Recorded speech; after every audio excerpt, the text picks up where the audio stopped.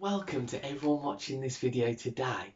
This video is almost a follow-on from the T&T group that we spoke about, the tea and toast, bringing in a number of what would be classed as disenfranchised individuals, those that society has shunned, left behind. But Jesus never shuns, Jesus never leaves behind. And that group of individuals that we brought in for tea and toast, what do we do with them? Well, here's another project idea that we've put into play in the past. It requires a building, maybe, a shed, maybe, somewhere to sit and mingle in warmth and safety, somewhere to network and gather together. It requires a kettle, and quite simply, it can require a pot noodle. Give every individual that comes in a pot noodle. You might be thinking, oh, that's horrible. I wouldn't want a lunch of a pot noodle. Well, let me tell you, I've mixed with people. I've slept alongside on the streets with people, out of choice in my case, and I've ministered with people. A pot noodle is an absolute blessing when it's hot and it's something that can go down, and it's cost effective at £1 every individual that comes in, maybe bulk buy at 50p each. Boil a kettle, sit them down, give them somewhere to sit for an hour or so, and then see how you can get alongside them and minister, but help them. That's what I mean by minister, where you can signpost, network, and start to tackle some of the barriers and the problems that they encounter in their lives. Just a thought.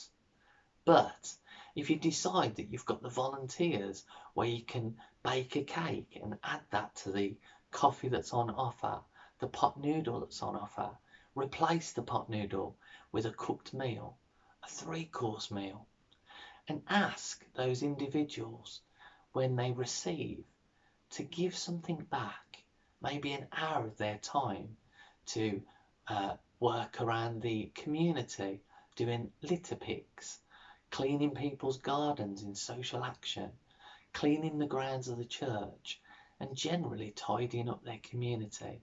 They can be a person of influence and a person of change, but you can journey with them relationally, and you can tell them why you're doing it. You're expressing a love of Jesus by an outpouring and an action that is put into place. And find their needs, tackle their needs, and let them engage and journey in an understanding of Jesus Christ as Lord and Saviour. Just a thought.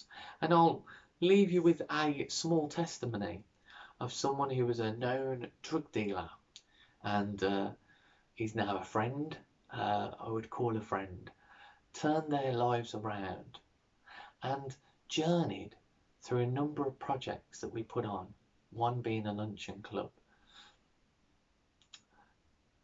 cleaned themselves up from a life of drugs and set up a business with the help and support of what we were doing. And he's now a barber. I won't say the location, but they turned their life around, and that was just one example of someone turning their life around. Did they give their life to Jesus? Not directly, not yet, but they are someone who has journeyed, and we gave them the springboard and the opportunities to tackle some of their barriers, and in order to step out and step forward. So just a thought. If you want any more information, do comment, like, and share this video widely. But get in touch with us in the About section.